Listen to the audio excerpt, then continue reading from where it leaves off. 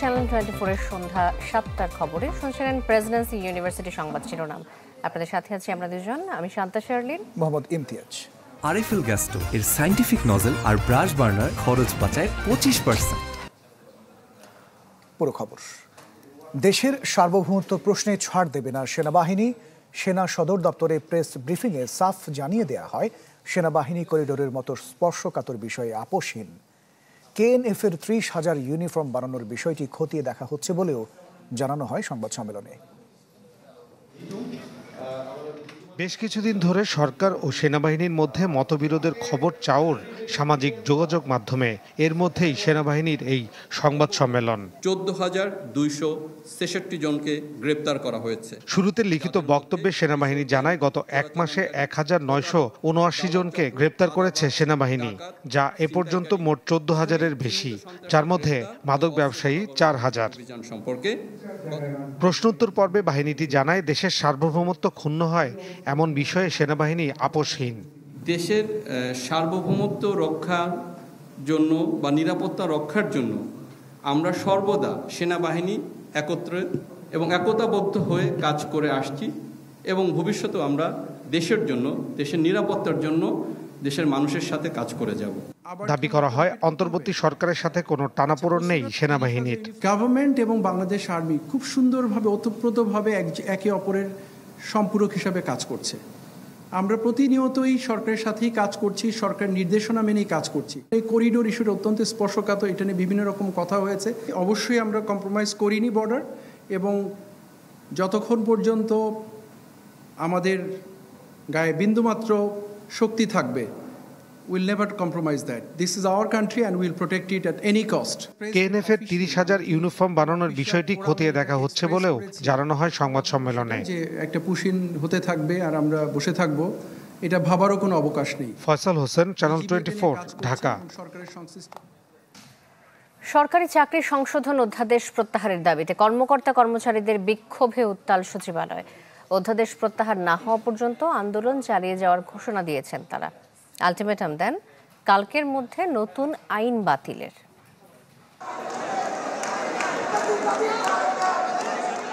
সরকারি চাকরি সংশোধন অধ্যাদেশ বাতিলের দাবিতে সচিবালয়ে টানা তৃতীয় দিনের মতো আন্দোলনে বিভিন্ন মন্ত্রণালয় ও বিভাগের কর্মচারীরা। সচিবালয়ের বাদামতলায় সমবেত হন তারা। মিছিল নিয়ে প্রদক্ষিণ করেন পুরো প্রাঙ্গণ। আধা ঘন্টার জন্য বন্ধ করে দেওয়া হয় প্রধান ফটক।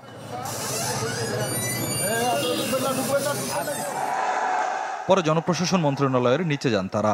তাদের অভিযোগ, নতুন অধ্যাদেশ একটি কালো আইন, যা কর্মচারী বান্ধব নয়, আশঙ্কা আছে অপপ্রয়োগেরও।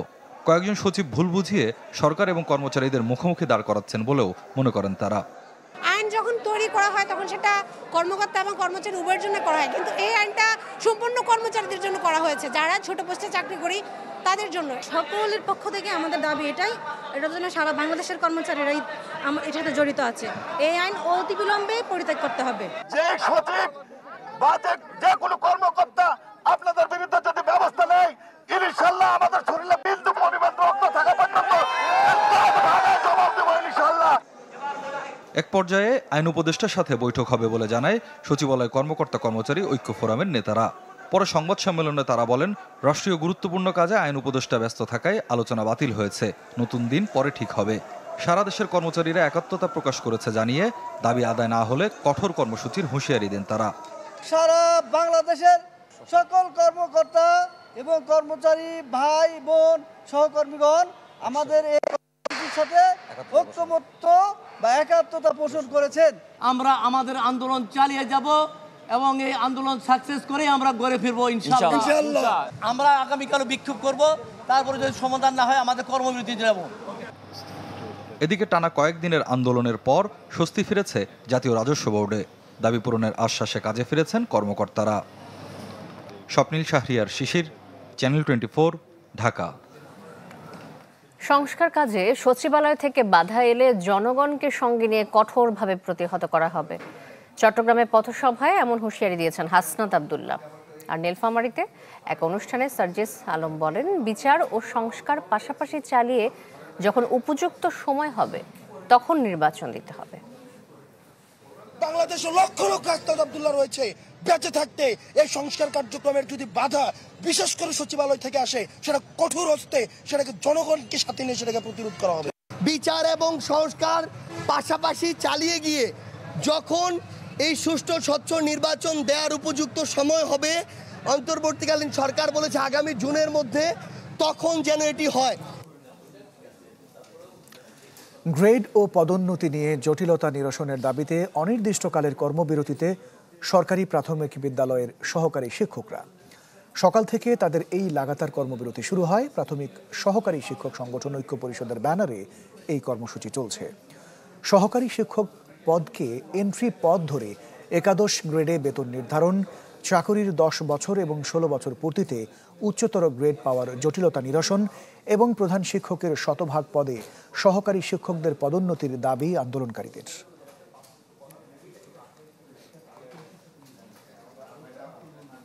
দেশ জুড়ে তোলপা ওয়ালটন ফ্রিজ কিনে আপনিও হয়ে যেতে পারেন মিলেনিয়ার। কর্মী সমর্থকদের দিয়ে আন্দোলন করিয়েও ঢাকা দক্ষিণ সিটির মেয়র হতে পারলেন না ইশরাক হোসেন। শেষ হয়েছে গ্যাজেটের পর 30 দিনের বাধ্যবাধকতা। শেষ দিনেও অদৃশ্য এক লড়াইয়ে নামেন ইশরাকের আইনজীবী এবং রিটকারী। মতামত দেয়নি আইন মন্ত্রণালয়। ঢাকা দক্ষিণ সিটির মেয়র হিসেবে শপথ নিতে নির্বাচনী ট্রাইব্যুনালে জেতার পর ইসির এক গেজেটে শপথ পড়তে মরিয়া হয়ে ওঠেন ইশরাক হোসেন। তবে তাকে শপথ না পড়াতে অদৃশ্য এক রিটের পর আন্দোলনে নামেন ইশরাক। আন্দোলন পাল্টা আন্দোলনে দৃশ্যপটে চলে আসেন প্রধান উপদেষ্টা। অভিযান নিয়ে সরে যেতে চাওয়ার মুখে দুপক্ষই কিছুটা নমনীয় হয়। এরই প্রেক্ষিতে হাইকোর্টে গেল 22 মে শপথ না পড়ানোর রিট খারিজ করে দেয়া হয়। এরপর দুপক্ষই ফের আইনি লড়াইয়ে নামার ঘোষণা দেন। যদি শপথ না দেওয়া হয় সেটা আদালত অবমাননা হবে। আমরা উচ্চতর আদালতে যাব, মহামান্য আপিল বিভাগে আমরা আপিল ফাইল করব। বর্তমান সরকার মেয়র হিসেবে ইশরাকের শপথের সময় শেষ হয়েছে সোমবার বিকেল 4টায়। এদিন রিটকারী গণমাধ্যমকে জানান তারা হাইকোর্টের আদেশের বিরুদ্ধে আপিল করেছেন। আর স্থানীয় সরকার মন্ত্রণালয়কে লিগ্যাল নোটিশ দেন মাহবুব উদ্দিন খোকন। আমি তো অদৃশ্য খেলার বিষয়ে মন্তব্য করতে পারি না, যেগুলো দৃশ্যমান হচ্ছে আদালতে হচ্ছে সেগুলোই আমি মন্তব্য করতে পারি। আমাদের ক্লায়েন্ট আমাদেরকে এনগেজ করেছেন, তার যে বিষয়বস্তুতে সেগুলোই আমরা রিপ্রেজেন্ট করছি। এদিকে শেষ দিনেও ইশরাকের শপথ পড়ানোর বিষয়ে মতামত দেয়নি আইন মন্ত্রণালয়। এমন অবস্থায় প্রশ্ন উঠেছে, শপথ পড়ানো না পড়ানোর রায়ে জিতল কে? মাসুদুর রহমান, চ্যানেল 24, ঢাকা। স্বৈরাচার পালিয়ে গেলেও দেশে এখনো গণতন্ত্র প্রতিষ্ঠিত হয়নি বলে মন্তব্য করেছেন বিএনপি নেতা গয়েশ্বর রায়। আর দলটির স্থায়ী কমিটির সদস্য আমির খসরু মাহমুদ চৌধুরীর মতে, সুষ্ঠু নির্বাচন আয়োজনে যত দেরি হবে সংকট ততই বাড়বে। কোনো রিফর্ম এটা দিতে পারবে না যেটা আপনাকে গণতান্ত্রিক শাসন দিতে পারে। আমরা একটি সুষ্ঠু নিরপেক্ষ নির্বাচনের মাধ্যমে বাংলাদেশে একটি গণতান্ত্রিক অর্ডার ফিরিয়ে আনতে চাই, এবং এটা যত বিঘ্নিত হবে, যত দেরি হবে, তত বেশি আমাদের সংকট বাড়তে থাকবে। আমাদের 17 বছরের যত আত্মাহুতি, যত গুম, যত নির্যাতন, যত মামলা, সব কিছুই শুধুমাত্র একটি সুষ্ঠু অবাধ নির্বাচনের মাধ্যমে জনগণের ভোটাধিকার প্রতিষ্ঠার লড়াইয়ে আমরা আজকে অব্যাহত আছি। এবার একীভূত হয়ে সরকারের নিয়ন্ত্রণে আসছে দুর্বল 6 ব্যাংক। এরই মধ্যে প্রতিষ্ঠানগুলোর সম্পদ পর্যালোচনা করেছে নিয়ন্ত্রক সংস্থা। এই প্রক্রিয়া জুলাইয়ের মধ্যেই শেষ হবে বলে চ্যানেল 24-কে জানিয়েছেন গভর্নর আহসান এইচ মনসুর। ইকবাল হাসান জানাচ্ছেন বিস্তারিত। বাংলাদেশের ব্যাংক খাতের ভরাডুবির গল্প এখন বিশ্ব পরিমণ্ডলেও আলোচিত। গেল 1.5 দশকে লুটপাট আর অনিয়মের মাধ্যমে যেই পরিমাণ অর্থ খোয়া গেছে তা ইতিহাসে বিরল। এই কারণে মুমূর্ষু অবস্থায় একসময়ের ভালো প্রতিষ্ঠানগুলোও। নতুন গভর্নর দায়িত্বের পর দুর্বল 11টি ব্যাংক চিহ্নিত করে সেগুলোর বিপরীতে নেওয়া হয় অর্থ সহায়তার মতো উদ্যোগও। এরপর সম্পদ পর্যালোচনা করে ফার্স্ট সিকিউরিটি, সোশ্যাল ইসলামী, ইউনিয়ন গ্লোবাল সহ মোট 6টি ব্যাংকের বিষয়ে পরবর্তী ধাপের প্রস্তুতিতে নিয়ন্ত্রক সংস্থা। গভর্নর জানান, আসছে জুলাইয়ের মধ্যে এগুলোকে সরকারি মালিকানায় এনে প্রয়োজনীয় পুঁজি যোগান দেওয়া হবে। এরপর ভিত্তি শক্ত হওয়ার পর খোঁজা হবে বিদেশি বিনিয়োগকারী। সরকার তো টেম্পোরারিলি এটাকে নিয়ে নেবে, তারপরে এখানে সরকার ওই একই সাথে ক্যাপিটাল ইনজেকশন করবে। বাংলাদেশ ব্যাংকও ওইখানে, বাংলাদেশ ব্যাংক তো অলরেডি তাদেরকে লিকুইডিটি সাপোর্ট দিয়েই রেখেছে। তারপরে আমরা এই শেয়ারগুলোকে আমরা পাবলিকের কাছে না, আমরা ইন্টারন্যাশনাল স্ট্র্যাটেজিক ইনভেস্টরের কাছে আমরা হস্তান্তর করব রিঅর্গানাইজেশন হওয়ার পরে। তো রিঅর্গানাইজেশনের সময়টা আমরা এটাকে ওনারশিপটা রাখবো। ক্যাপিটাল অ্যাডিকুয়েসি যেটা এখন নেগেটিভ আছে যেসব ব্যাংকের, সেটাকে আমরা 12.5-15% নিয়ে যাব। আমাদের টার্গেট হচ্ছে 4 বছরের মধ্যে। ব্যাংক খাতের এই দুরবস্থার পেছনে যাদের দায় রয়েছে সেই বিশেষ 10 গোষ্ঠীর বিরুদ্ধেও ব্যবস্থা নেওয়ার উদ্যোগ চলছে সমানতালে। আর্থিক অপরাধ সংক্রান্ত তদন্তে চলছে 3 সংস্থার কার্যক্রম। শুধু তাই নয়, পাচারের অর্থ ফেরাতেও যোগাযোগ চলছে বিভিন্ন সংস্থার সাথে, যার মাধ্যমে অল্প সময়ে দৃশ্যমান ফল আশা করছেন গভর্নর। তো এই জাজমেন্টটা এখনো করা হয়নি, এভিডেন্স গ্যাদারিং এখনো চলছে। তো আমি মনে করি যে এখানে আমাদের একটু দ্রুততার প্রয়োজন আছে অবশ্যই। আর সাথে যেটা হচ্ছে যে আমরা তো কিছু রেজাল্ট তো পাচ্ছি, যারা টাকা নিয়ে গেছেন তাদেরও ঘুম হারাম করতে হবে, তারাও যেন শান্তিতে না থাকে। আমরা আমাদের ঘুম হারাম করছি তাদের টাকা ফিরিয়ে আনা, আমাদের টাকা ফিরিয়ে আনার জন্য। তাদেরকে কি ঘুম হারাম করবো না? অবশ্যই করতে হবে। গেল 9 মাসের কার্যক্রমে ব্যাংক খাতের উপর হারানো আস্থার অনেকখানি ফিরেছে বলেও মনে করেন governor. Iqbal Ahsan, channel 24, Dhaka. Selfie আপু, এখন কিছু খাওয়াও। এখন ইভিনিং এর চরম ক্রেভিং, চাই কিছু এক্সাইটিং। মিস্টার নুডলস হয় কুকিং, টেস্টটা হয় amazing. Mister noodles, amazing test. Mister noodles, enjoy the best. Mister noodles, amazing test. Mister noodles, mister noodles, mister noodles. আপনারা দেখছেন সন্ধ্যা 7টার খবর। থামছেই না ভারতের পুশিন, 3 জেলার সীমান্ত দিয়ে আরো 59 জনকে ঠেলে দিয়েছে বিএসএফ। পরে তাদের হেফাজতে নেয় বিজিবি। বিশ্লেষকরা বলছেন সরকারকে চাপে ফেলতে এমনটা করছে প্রতিবেশী দেশ। কয়েকদিন ধরে গণমাধ্যমের শিরোনাম হচ্ছে সীমান্তে ভারতের পুশিন নিয়ে। এক এক সময় এক এক জেলার সীমানা দিয়ে ঠেলে দেওয়া হয় নানা বয়সী মানুষকে, যার সংখ্যাটাও কম নয়। সোমবারও হবিগঞ্জের চুনারুঘাটের কেলেঙ্গা সীমান্ত দিয়ে 19 নারী পুরুষকে পুশিন করেছে বিএসএফ। পরে তাদের হেফাজতে নেয় বিজিবি। বলা হচ্ছে সবার বাড়ি কুড়িগ্রামের ফুলবাড়ি ও নাগেশ্বরীতে। 2015 সাল থেকে ভারতের হরিয়ানায় শ্রমিকের কাজ করতেন তারা। গাড়ি বন্ধ করে দিচ্ছে, কাপড় দিয়ে ঢাকে আমাকে আনছে, আর নিয়ে 8টার সময় বম ছাড়িয়ে দিচ্ছে। আমার একটা বাঙালি ছিল, ওখানে গেলে এই রাস্তায় যাবেন, কিছু ঘুরি দেখবেন না, আর বর্ডারের কাছে আনিয়ে তারপরে ডুবিয়ে পার করে দিয়েছিল বর্ডার থেকে, দিয়ে পিছনে খাড়া হয়েছিল, বলছিল আপনি এটা সোজা যাবেন বাংলাদেশ। বিজেপি এখন যথাযথ আইনি প্রক্রিয়ার জন্য তাদেরকে পুলিশের কাছে সুপর্দ করবে। পুলিশ পরবর্তীতে কোর্টের নির্দেশনাক্রমে বিষয়টি। খাগড়াছড়ির মাটিরাঙ্গা ও পানছড়ি সীমান্ত দিয়ে বিএসএফ নতুন করে ঠেলে দেয় 19 বাংলাদেশিকে। খবর পেয়ে বিজিবি তাদের হেফাজতে নেয়। এরপর রাখা হয় আচলং ডিপিপাড়া সরকারি প্রাথমিক বিদ্যালয়ে। মৌলভীবাজারে ফেরত পাঠানো হয় 21 জনকে। পরে তাদের কমলগঞ্জ থানায় হস্তান্তর করে বিজিবি। আর লালমনিরহাট সীমান্তে মানসিক ভারসাম্যহীন এক ব্যক্তিকে পুশিনের চেষ্টা করলে বিএসএফের সাথে স্থানীয়দের ধাক্কাধাক্কি হয়। বিশ্লেষকরা বলছেন সরকারকে বিব্রত ও চাপে ফেলতেই এমনটা করছে ভারত। তাগিদ দেন দ্বিপাক্ষিক সম্পর্ক উন্নয়নের। ভারত এমন কিছু ইস্যুকে সামনে নিয়ে আসছে যে জায়গাগুলোতে বর্তমান সরকার বিব্রত হতে পারে।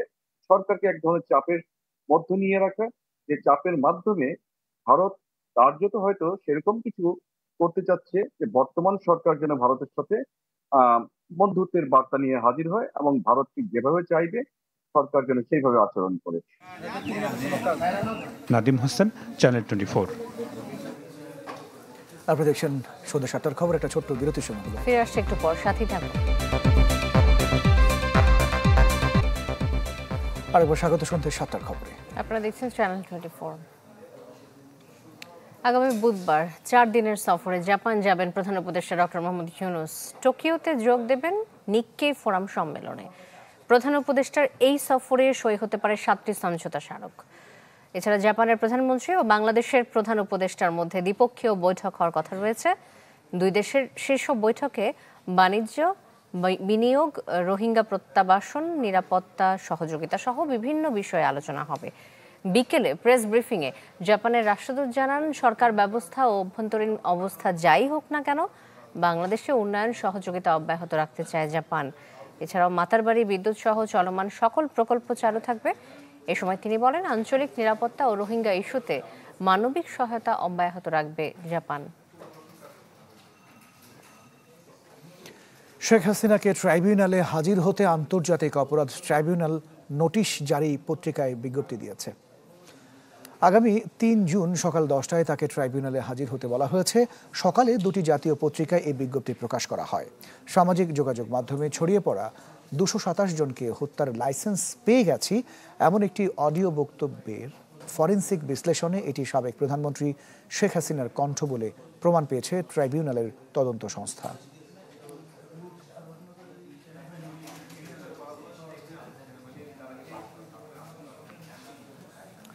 ঐকমত্য কমিশনের সংস্কার সুপারিশের মধ্য থেকে নির্বাচিত কিছু বিষয়ে জনগণের মতামত নেবে সরকার।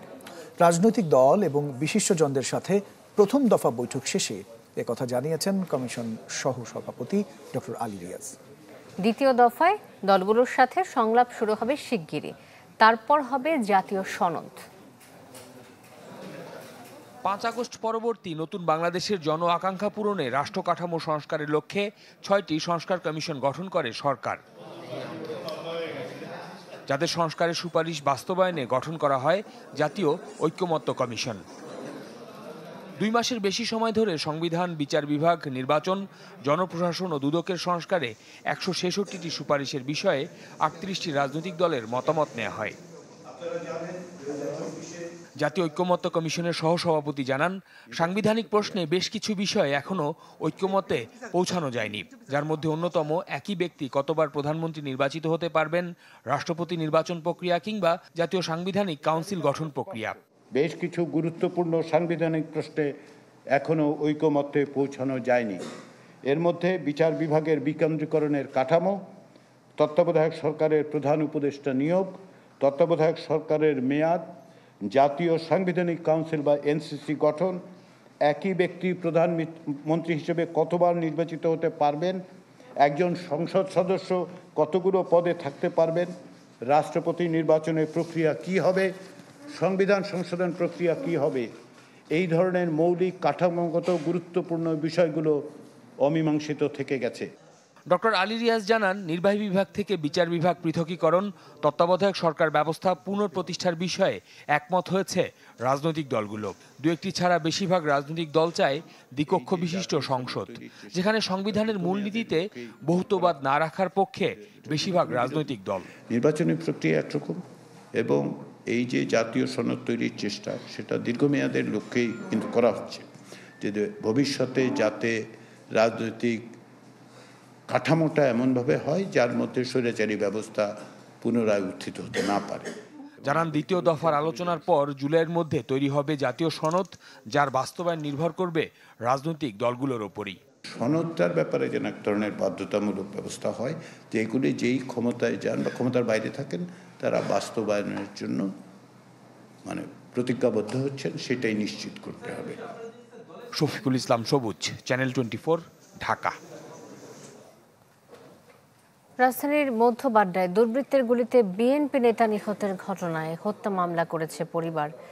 পুলিশের ধারণা, রাজনৈতিক দ্বন্দ্বে খুন হন বিএনপি নেতা। রোববার রাত 10টা সিসিটিভি ফুটেজে দেখা যায়, রাজধানীর বাড্ডার গুদারাঘাটের 4 নম্বর গলিতে বসে গল্প করছেন গুলশান থানা বিএনপির যুগ্ম আহ্বায়ক ব্যবসায়ী কামরুল হাসান সাধন। এই সময় 2 যুবক এসে কামরুল হাসানকে লক্ষ্য করে 9টি গুলি করে। পরে ফাঁকা গুলি করতে করতে পালিয়ে যায় তারা। স্থানীয়রা উদ্ধার করে কামরুলকে হৃদরোগ ইনস্টিটিউটে নিলে কর্তব্যরত চিকিৎসক তাকে মৃত ঘোষণা করেন। এরপর থেকেই এলাকাতে তৈরি হয় থমথমে পরিস্থিতি। প্রকাশ্যে গুলি করে এমন হত্যাকাণ্ডে আতঙ্কিত স্থানীয়রা, চান জীবনের নিরাপত্তা। আওয়াজ শুনতেছি মানে দৌড়াদৌড়ি করতেছে, আমিও দোকান থেকে দৌড় দিছি, গেঞ্জামাই এরকম দৌড়াদৌড়ি করে দোকান থেকে দৌড় দিছি। পরে ওই পাশে গেছি, পরে শুনি যে গুলি করছে। এরিয়াবাসী জাতির কাছে তাহলে কি চায়? নিরাপত্তা চায়। এই তো, নিরাপত্তা কোথায়? কামরুলের সাথে কারোর শত্রুতা ছিল না বলে জানান তার স্ত্রী। তবে ঘটনার আগে একজন মোবাইলে ফোন করে তাকে ডেকে নেয়। একজনে ফোন দিয়া বললো যে এখানে একটা দোকান আছে, কান্না মিলনের দোকান। উনি নিজেই লক লাগাইয়া, দরজার চাবি আসছিল, লক লাগাইয়া বের হয়ে গেছে। এই বের হয়ে আপনার 10 মিনিটের মধ্যেই ঘটনা হয়ে গেছে। কে যে ফোনটা দিল এটা তো আমি শুনি না, আমি তো নামাজে ছিলাম, নামাজে না থাকলে তো দেখতে পারতাম। এই ঘটনায় বাড্ডা থানায় একটি হত্যা মামলা দায়ের করা হয়েছে। পুলিশ বলছে সিসিটিভি ফুটেজ ও অন্যান্য আলামত যাচাই করে আসামি গ্রেপ্তারের চেষ্টা চলছে। তবে প্রাথমিক তদন্তে এই হত্যাকাণ্ডের পিছনে রাজনৈতিক দ্বন্দ্ব থাকতে পারে বলে ধারণা করছেন পুলিশ। সিসি ফুটেজ তো সংগ্রহ করেছি, মোটামুটি তারা ইসের মধ্যে আছে যে কারা করেছে এটা বুঝতে পেরেছি মোটামুটি।